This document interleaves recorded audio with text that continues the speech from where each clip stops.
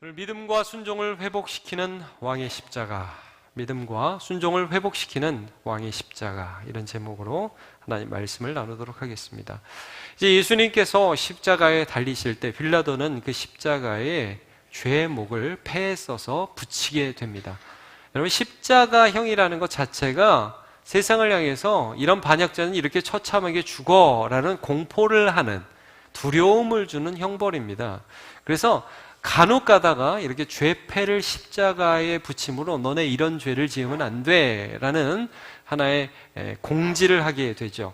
근데 뭐라고 썼느냐? 19절에 보니까 빌라도가 패를 써서 십자가에 붙이니 나사렛 예수 유대인의 왕이라. 이 사람 죄목은 왕이기 때문에 죽은 거다라고 명시하게 됩니다. 그러면 빌라도가 정말 예수님이 왕이시라는 것을 믿었던가, 그래서 이것을 썼던가 하는 것이라기보다는 오히려 정치적인 신경전의 모습으로 보여집니다. 유대인들이 분명히 빌라도는 유대인들이 지금 시기로 예수님을 고소하는 것이고 예수님은 무죄라는 것은 알았기 때문에 석방을 해주려고 노력했지만, 유대인들이 이 빌라도를 정치적인 자꾸 위협을 하면서 당신이 이렇게 하면 가이사의 충신이 아닙니다 라고 얘기하면서 몰아붙인 거죠. 유대인들이 기분 나빠할 만한 말을 거기다가 써놓은 겁니다. 유대인의 왕이다. 이게 이제 유대인들이 당장 어떻게 항의를 하느냐, 21절에 보니까 그렇게 쓰지 말고 자칭 유대인의 왕이라고 하시오라고 21절에 요구를 하죠. 그랬더니 22절을 보시죠. 빌라도가 뭐라고 대답해요? 내가 쓸 것을 썼다. 나는 내가 쓸 말을 썼어. 그러니까 굉장히 신경전을 서로 하는 게 좀 느껴집니다. 나는 그런 말을, 듣기 싫은 말을 일부러 이제 쓰는 거죠. 그러니까 이 둘 사이에 막 신경전이 오고 가는데, 사실 그 위에 나사렛 예수 유대인의 왕이다라는 죄패가 붙음으로 세상을 향해서는 하나님의 뜻이 선포되고 있는 거예요.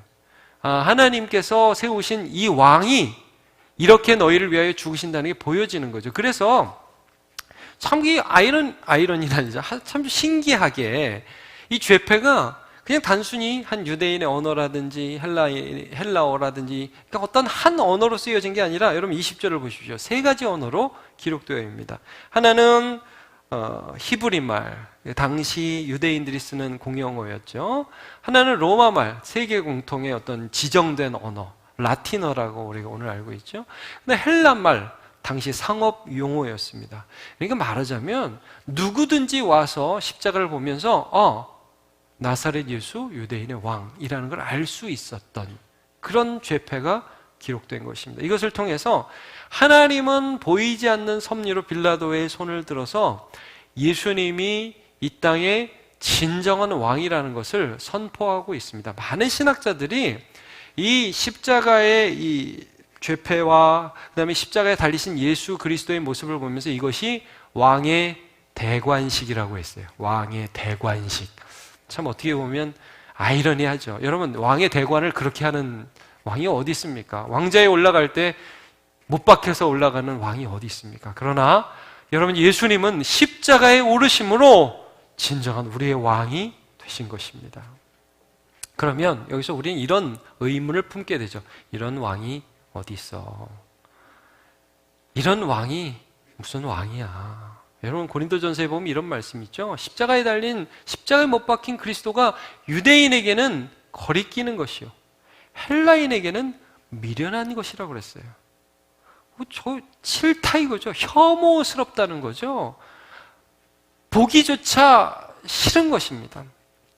바보 같은 짓이라는 거예요. 저렇게 죽는 거는.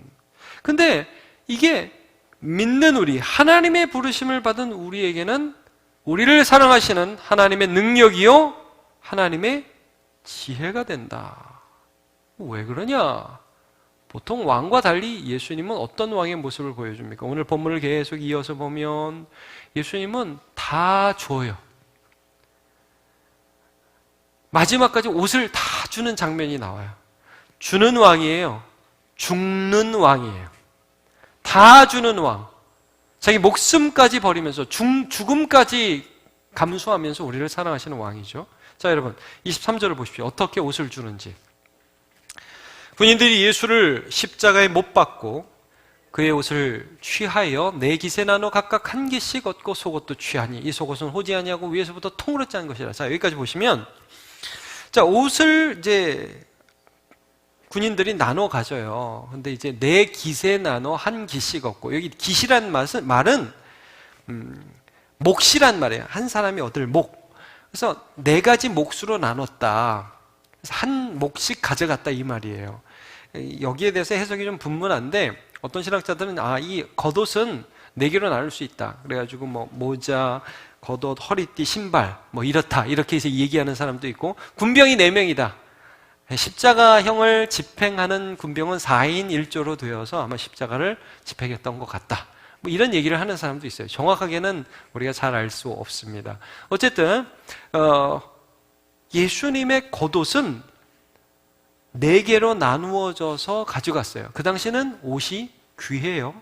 요즘같이 우리 옷장에 옷이 많은 것처럼 그렇게 옷이 많지 않습니다. 그러니까 어차피 죽는 거면 우리가 가져가지. 예수님의 비참한 모습입니다. 속옷은 어떻게 가져갔어요?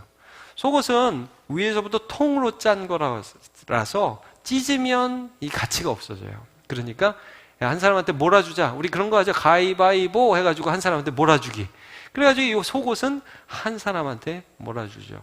여기서 예수님은 그의 죽으심이 얼마나 비참했는지를 보여주고 그의 모든 것들을 다 주시는 모습을 보게 돼요. 여러분, 자주 말씀드리지만 십자가는 뭐 걸치고 죽는 죽음이 아니에요. 그건 우리가 그림 그리는 사람이나 영화 만드는 사람이 최소한의 예의상 뭐 하나 걸쳐주는 거고, 십자가는 완전히 벌거벗어 당하는 죽음입니다.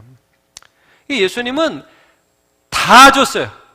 겉에 걸칠 것도 다 줬고, 우리가 다음 주에도 보겠지만 속에 있는 물과 피까지 다 빼주신 거예요. 그게 십자가입니다. 근데 그게 왕이라는 말씀을 오늘 해주는 거예요. 다 주는 왕. 이건 이제 이 옷을 주는 건 시편 22편 18절을 성취한 말씀으로 보여요. 같이 읽어볼까요? 시작. 내 겉옷을 나누며 속옷을 제비 뽑나이다. 다윗이 고난 가운데 있을 때에 쓴 시였는데 이게 하나의 예언의 말씀이 되어서 예수님께 성취되는 것을 보게 됩니다. 여러분, 예수님이 힘이 없었습니까? 예수님 능력이 없었습니까?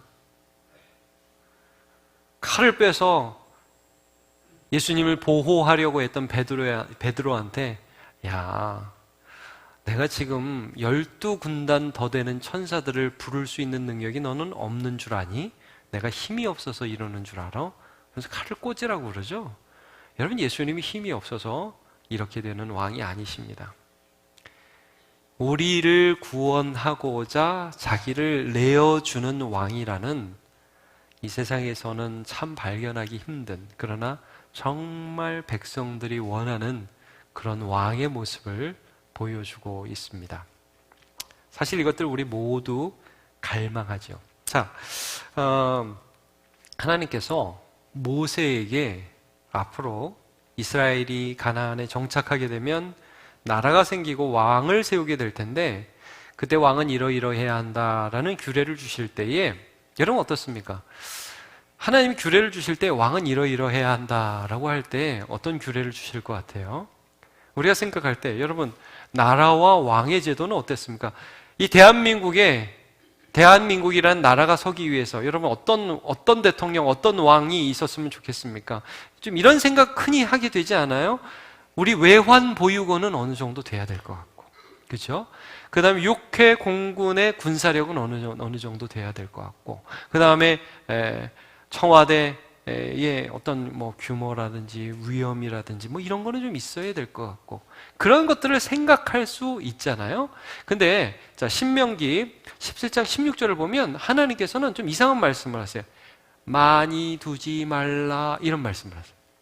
많이 두지 말라. 아니, 요 정도는 돼야 되지 않나? 아니, 많이 두지 말라. 자, 첫 번째 뭘 많이 두지 말래요? 그는 병마, 군사와 그 군사들과 함께 신속하게 이동해서 전투를 수행할 수 있는 말들을 많이 두지 말래요. 누구를 의지하란 말이에요? 하나님. 근데 하나님이 안 보이기 시작하고 병마를 의지하기 시작하면 그 왕은 힘이 센 것 같지만 죽는다. 그 말들을 얻으려고 애굽에 돌아가면 안 된다. 이런 말씀이세요. 자, 그 다음 절을 보면 두 번째로 뭘 많이 두지 말래요? 그는 아내를 많이 두어 마음이 미혹되지 않게 할 것이라고 말씀을 하고 있습니다. 이게 옆에 많이 두면 뭐 좀 있어 보이잖아요. 그런 거 하지 마라. 마음이 미혹되면 안 된다. 세 번째로 뭘 많이 두지 말랍니까? 은금. 뭐 여러 번 말씀드리지만 외환 보유고를 그렇게 높이지 말아라. 국가에 금을 너무 많이 두지 말아라. 이런 말씀을 해요. 여러분, 하나님이 원하시는 왕은 어떤 왕이에요? 백성을 위해서 헌신하는 왕이에요. 왜 하나님이 솔로몬이 지혜를 달라고 구했을 때 기뻐하셨죠? 여러분, 왜 그럴 것 같습니까? 솔로몬이 그때 지혜를 달라면서 어떻게 기도하죠? 하나님, 저는 나이가 어리고 백성은 너무 많은데 어떻게 재판을 해야 될지 제가 난감합니다. 저에게 지혜를 주셔서, 저에게 듣는 마음을 주셔서 그래요. 성경에 보면 듣는 마음을 허락해 주셔서, 이걸 하나님이 지혜라고 말씀해 주셨거든요. 잘 듣고 판단해서 어떻게 해야 될지를 결정해 주는 이러한 지혜를 저에게 주시옵소서 하니까 하나님이 지혜가 좋아서라기보다, 여러분 항상 기억하십시오. 지혜가 좋아서라기보다 하나님이 주신 사명을 위해서 헌신하는 마음, 그 마음을 기뻐하신 거예요. 그런 왕이 되는 것을 기뻐하신 것이죠. 그러니까 이 하나님께서 이렇게 칭찬하십니다. 그 열왕기상 3장 11절을 보면, 야, 장수 오래 사는 것도 아니고 그다음 원수 갚는 거 이런 거 아니라 송사를 듣고 분별하는 지혜를 구하였으니, 백성을 잘 다스릴 그런 지혜를 네가 구했으니까 내가 너무 좋다. 이것 말고 다른 것도 줄게. 말하자면 내 거 더 쌓으려고 하지 않고 더 섬기려는 왕이 하나님이 원하시는 왕이라는 거 알 수 있겠죠, 여러분. 자, 제가 PPT 준비 안 해서 그러는데 성경 혹시 찾으실 수 있겠어요? 여러분, 열왕기상 한번 10장 한번 가보세요. 구약 성경 열왕기상 한번 10장 한번 가보십시오. 거기 보면 이제 솔로몬이 그래서 칭찬을 받는데, 여러분 솔로몬이 말년에 어떻게 했는지 한번 볼게요.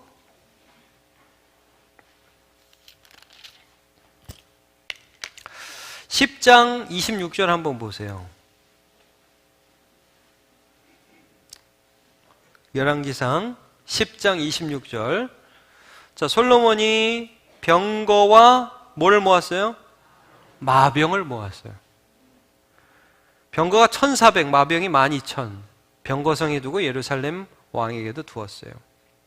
그 다음에 27절 보세요. 왕이 예루살렘에 뭐를? 은을 돌같이 흔하게. 그 앞에 보면 금도 무진장 많이 모읍니다, 솔로몬이. 근데 28절 보세요. 솔로몬의 말들은 어디서 들여왔죠? 애굽, 이집트. 좀 전에 모세를 통해서 하나님이 하지 말라고 한 거는 지금 다 하고 있어요. 다 합니다. 자, 그렇게 쭉 해요. 자, 11장 보세요. 솔로몬 왕이 바로의 딸 외에 이방의 많은 여인을 사랑하였으니, 이 사람, 이 여자, 저 여자, 또 그 여자, 또 저 여자. 자, 그렇게 해서 하나님의 말씀을 계속 어기는데 결국 왕이 어떻게 이 숫자도 잘 맞췄어요. 3절 보세요. 후궁이 700, 첩이 300, 도합 1000. 부럽습니까? 누군가 그러더군요. 한 명하고 사는 것도 힘든데. 네, 여러분, 솔로몬이 초심을 버렸죠. 내가 섬길 지혜를 얻는 왕에서 내 것을 쌓는 왕으로 점점 변질되어서 나중에 하나님께 호된 질책을 받게 됩니다. 그래서 아마 나중에 전도서를 쓸 때는 회개하지 않았던가라고 우리가 이제 추측을 하게 되죠. 여러분, 예수님은 어떤 왕이죠? 쌓는 왕. 여기 쌓지 말라, 많이 두지 말라 그러는데, 여러분 예수님은 많이 두지 않는 정도가 아니라 다 주는 왕이었어요. 이게 진짜 왕이라는 거예요. 이런 왕을 우리가 신뢰할 수 있다는 거예요. 성경이 이제 그것을 말씀해 주고 있죠. 예수님은 그래서 다 주는 것을 권세라고 말씀하셨고 다 주는 것을 영광이라고 말씀하셨어요. 자, 먼저 한번 권세 볼게요. 요한복음 10장 17절 보면 이런 말씀을 하십니다. 내가 내 목숨을 버리는 것은 그것을 내가 다시 얻기 위함이니 이로 말미암아 아버지께서 나를 사랑하시느니라. 18절. 이를 내 목숨을요 내게서 빼앗는 자가 있는 것이 아니라 빌라도가 뺏는 게 아니야. 유대인 제사장이 뺏는 게 아니야. 내가 스스로 버리노라 그랬어요.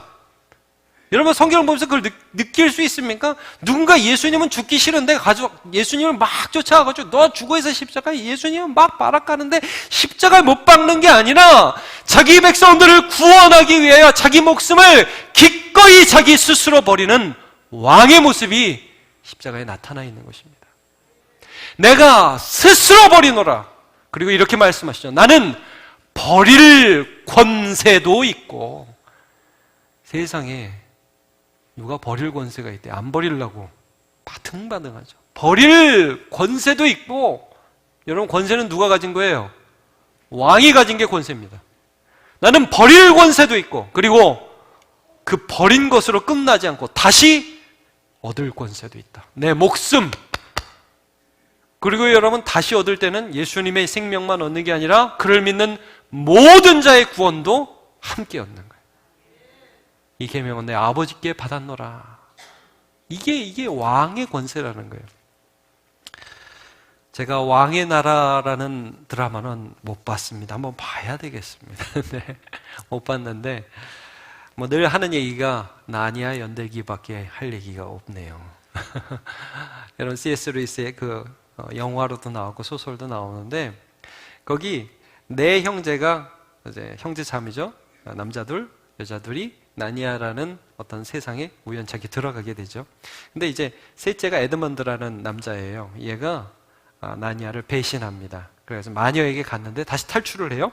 마녀가 이 나니아라는 곳에 와가지고 나니아의 왕을 만납니다. 나니아의 왕 이름이 뭐냐면 아슬란이라는 사자예요. 이 사자한테 와가지고 뭘 요구하냐면 배터리가 다 있어요. 배신자의 피를 요구합니다. 에드먼드의 피를 요구하는 거예요. 그러니까 아슬란이라는 이 나니아의 왕이 어떻게 하느냐? 그럼 에드먼드 죽여 이렇게 하지 않아요. 이렇게 합니다. 딱 그 마녀하고 딱 협의를 해가지고 딴 사람 모르게 하고 밤에 조용히 가서 자기가 대신 죽어요. 그래서 그 커다란 탁자 위에서 아슬란이 죽임을 당하죠. 재미있는 거는 3일 있다가 다시 살아나요. 이제 성경을 비유적으로 표현한 거예요. 근데 여기서 여러분 중요한 게 뭐냐면 왕이 죽었을 때 에드먼드가 살아날 수 있다는 거예요. 그건 왕이라서 할 수 있는 거예요. 죄가 없고 얘를 위해서 죽을 만한 가치와 능력이 있는 분이 죽어줘야 그 죽음이 효과가 있는 거죠. 여러분 우리가 죄인끼리 서로 죽어줄 수 있습니까? 죄수끼리 서로 죽어줄 수 있어요? 내가 죽을게 네가 다시 살아. 아니 너는 원래 죽을 사람이었어. 그렇게밖에 될 수 없죠. 여러분 하늘에 계신 하늘의 왕이 죄가 없는 분이 죄인인 우리를 위하여 죽으심으로 우리를 위하여 자기 자신을 다 내어주심으로 우리가 살게 되었다. 그분이 우리의 왕이시라는 게 그게 우리의 행복이라는 것입니다. 거기서 우리는 뭘 느끼냐? 사랑, 신뢰 이런 걸 얻는 거예요. 여러분 로마서 5장 8절이 뭐라고 말씀합니까? 우리가 아직 죄인 되었을 때 그리스도께서 우리를 위하여 죽으심으로 하나님께서 우리에게 된 자기의 사랑을 확증하셨느니라. 예수님이 이걸 또 영광이라고 말씀하셨어요. 여러분 왕의 영광이 면류관 아닙니까? 왕의 영광이 도대체 뭡니까? 왕의 영광이 옷입니까? 좋은 옷 입는 거? 물론 그럴 수도 있겠죠. 근데 예수님은 먼저 벗으셨어요. 입기 전에 벗으셨다고요. 그래서 영화로운 걸 17장 1절에 이렇게 말씀하셨죠. 17장 1절 요한복음. 예수께서 이 말씀을 하시고 눈을 들어 하늘을 우러러 이르시되 아버지여 때가 이르렀사오니 아들을 영화롭게 하사. 이게 여러분 뭐예요? 십자가 달려 죽게 하사 이거 아니에요? 다 내어주게 하사 그걸 영광이래요. 그렇게 해서 죽어서 다시 살아나는 것을 영광이라고 해요. 우리와 함께. 그래서 이것으로 하나님이 얼마나 죄인을 사랑하시는 분이신지를 나타내므로 하나님을 영광스럽게 하게 해 주옵소서 말씀을 하고 있습니다. 여러분 어떻게 생각하십니까? 왕이 있으면 좋을까요? 왕이 있으면 고통스러울까요? 점점 우리는 이 세상에서 왕을 신뢰하지 못하는 시대를 살아가고 있습니다. 나를 압제한다고 생각하니까. 여러분 사장님 좋은 분입니까? 아니면 사장님 믿지 못할 분입니까? 물론 여러분 악덕 기업주를 만나면 너무 슬프겠지만 그러나 정말 좋은 사장님 만난 사원처럼 행복한 사람 없고요. 정말 백성을 사랑하는 왕을 만난 백성처럼 행복한 사람이 없습니다. 최근에 연예인 2명이 죽었잖아요, 여러분. 그거 아시죠? 참 보면서 안타까워요. 한 명은 이제 뭐 큰 이슈가 되는 게 인터넷 댓글이었고, 그리고 또 한 명은 데이트 2차 폭력이었죠. 데이트 폭력. 그래서 이제 어떤 동영상을 뭐 돌리고 뭐 이렇게 폭력하고 그랬는데 최근에 어떤 일이 또 이제 그 사람 죽은 다음에 어떤 일이 드러났냐면 재판부에서 재판을 하는 과정에서 안 그래도 이 동영상 도는 게 폭력인데 재판을 하면서 그 동영상을 굳이 또 봤다 이거예요. 이게 이 여자의 마음이 어떻겠느냐. 이런 얘기를 쭉 들으면서 우리가 드는 생각이 정말 이 시대를 살아가면서 우리는 누군가를 믿지 못하는 시대를 살고 있다. 남을 위해서 권력이 있는 사람이, 좀 더 가진 사람이 배려하고 자기 것을 주기보다 더 빼앗고 더 무시하고 더 가지려고 하는 그런 모습들을 많이 보기 때문에 우리가 더 많이 실망하는 시대를 우리가 살고 있다. 이게 우리의 현실입니다. 그래서 여러분 결론적으로 우리는 아무도 못 믿는 사람들이 가득 찬 세상을 살고 있는데 여러분 그곳에서 십자가 지신 예수님이 우뚝 솟은 왕으로 우리에게 두 팔 벌리면서 나를 믿으라라고 말씀해 주고 계신 것입니다. 여러분 최춘선 할아버지가 그런 말을 했죠. 최춘선 할아버지 아시죠, 여러분? 맨발의 그 전도자 해가지고 남북 통일될 때까지는 요 그림에서 제가 볼 땐 맨 오른쪽인데 하여튼 맨발로 이렇게 전도하시던 그분인데 남북 통일될 때까지 난 신발 안 신는다고 그러면 전철에서 전도하시고 그러신 분 계세요. 뭐 외국 유학도 했고 재산도 많았던 분인데 다 주고 그렇게 했어요. 이분이 이런 말을 했어요. 온 세상 날 버려도 주 예수 안 버려. 끝까지 나를 사랑하시네. 그게 전도 문구 중에 하나였습니다. 여러분 예수 믿으시길 바랍니다. 예수님은 안 버린다. 그리고요, 그걸 믿는 사람은 이 세상에서 이게 왕으로 사는 거예요. 여러분, 뭐가 왕이에요? 안정적인 직업을 얻고 더 많이 가지면 그게 왕입니까? 좋은 옷 입었으면 왕입니까? 아닙니다, 여러분. 예수님의 왕 되시면 이런 거였어요. 다 박수 받으려고 그러는데 예수님은 박수 쳐주는 왕. 다 자기 것 더 쌓으려고 하는데 자기 것을 내어주는 사람. 그런 왕이셨잖아요. 여러분 우리가 크리스찬으로 이 세상에 산다는 게 무엇일까요? 이 세상의 경쟁 구도 속에 들어가서 그래 내가 너보다 더 잘났다는 것을 끝까지 증명해 내려고 하는 삶이 그 삶이 왕으로서의 삶입니까? 아닙니다, 여러분. 우리 이 세상에서 몸부림쳐야 되는 것은 이 경쟁 구도 가득한 이 세상에서 혹시 2등으로 달리더라도 혹시 3등으로 달리더라도 조금 더 늦더라도 함께 가도록 격려하고 내가 메꿔주고 섬길 수 있는 그 사람이 왕인 거죠. 그 왕이라서 그렇게 할 수 있는 겁니다. 그 예수 믿는 사람이라 그렇게 할 수 있는 겁니다. 여유가 있으니까요. 믿음이 있으니까요. 자, 마태복음 16장 24절. 예수께서 제자들에게 이르시되 같이요. 누구든지 시작. 누구든지 나를 따라오려거든 자기를 부인하고 자기 십자가를 지고 나를 따를 것이니. 저는 이걸 읽게 읽고 싶어요. 누구든지 왕을 따라오려거든 자기를 부인하고 자기 십자가를 영광스럽게 지고 왕답게 예수를 따를 것이니라. 성경을 하나만 더 찾아보죠. 여러분 요한계시록 한번 보십시오. 5장. 신약성경 요한계시록 5장을 한번 펴보세요.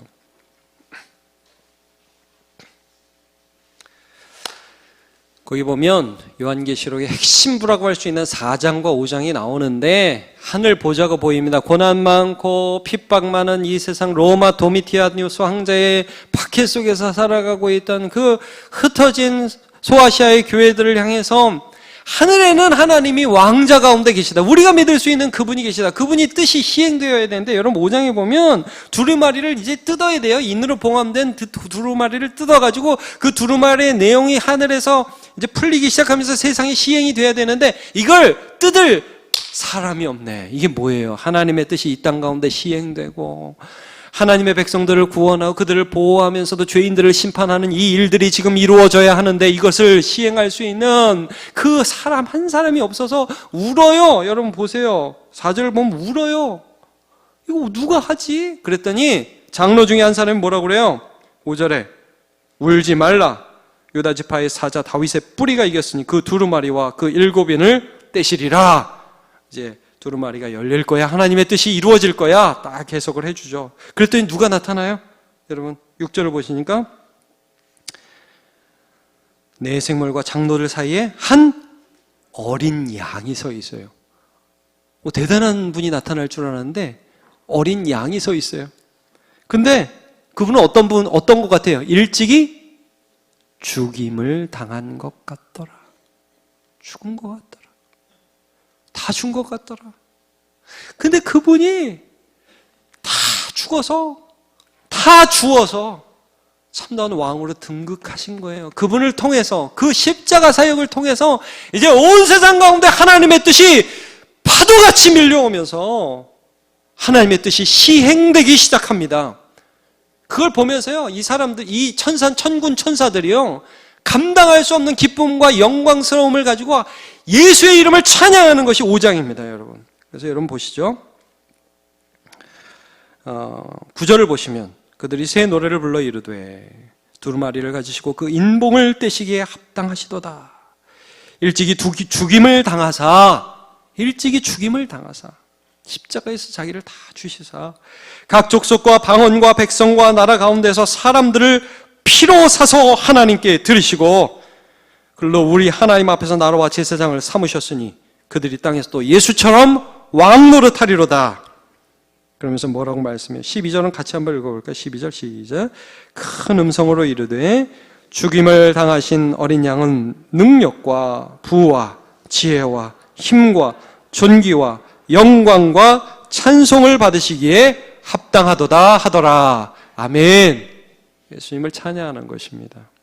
여러분, 예수님의 십자가에서 참된 왕이 어떤 분이신지를 드러내 보여주셨습니다. 그 왕을 믿고 그 왕을 따라가시고 왕다운 삶을 우리도 세상 가운데 살아가시기를 예수님의 이름으로 축복합니다. 우리 다 일어나서 찬양하겠습니다.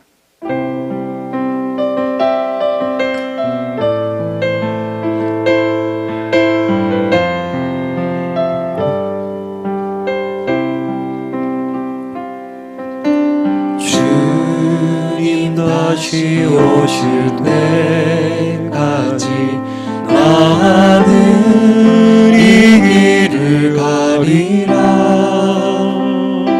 좁은 문 좁은 길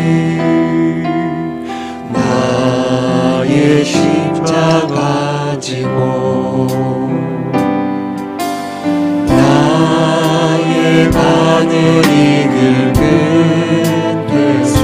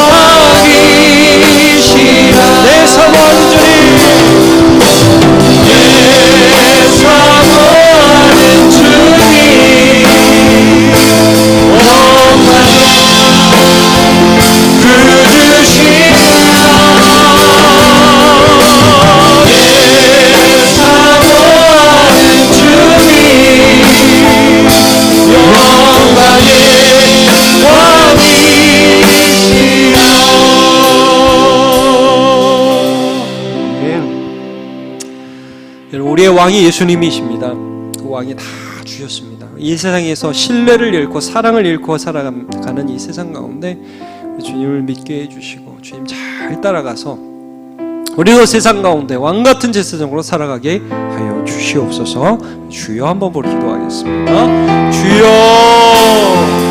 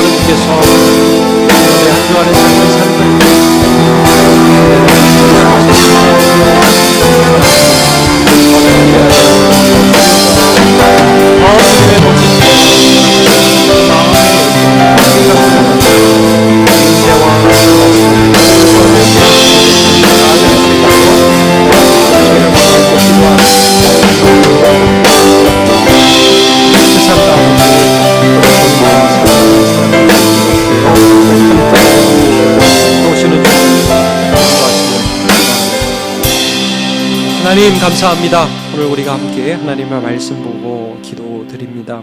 하나님, 우리의 왕이 군림하는 왕, 우리를 억압하는 왕이 아니라 우리를 위하여 죽으실 수 있는 권세를 사용하시고 우리와 함께 다시 살아날 수 있는 왕의 권세를 사랑하신 정말 멋진 왕이어서 감사를 드립니다. 또 우리가 그 예수님을 신뢰를 잃어버린 이 세상 가운데서도 믿을 수 있고 따를 수 있고 순종할 수 있고, 그래서 주님 따라가면서 세임과 용기를 얻으며 하나님이 우리를 보호해 주시는 것, 사망의 음침한 골짜기로 지날지라도 우리가 해를 두려워하지 않을 수 있는 이유가 되어주심을 믿습니다. 하나님, 오늘도 왕이 우리를 보호해 주시기만을 간절히 바라는 성도들이 있사오니 붙들어 주셔서 하나님, 오늘도 예배하는 성도들의 삶 가운데 왕의 보호와 인도하심으로 함께하여 주시옵소서. 그래서 하나님, 마음에는 평안이 임하게 하시고 또 하나님, 순종의 열정들이 일어날 수 있도록 붙들어 주시옵소서. 하나님, 이 세상 또 우리 살아가야 합니다. 세상 말로 찌질하게 살지 않게 해주시고 우리 주님 따라서 왕답게 당당하게 여유있게 살아갈 수 있도록 마음을 붙들어 주시옵소서. 주께서 함께 해주시는 이 한 주간 되기를 원하며 왕 되신 주님을 찬양하며 예수님의 이름으로 기도하옵나이다.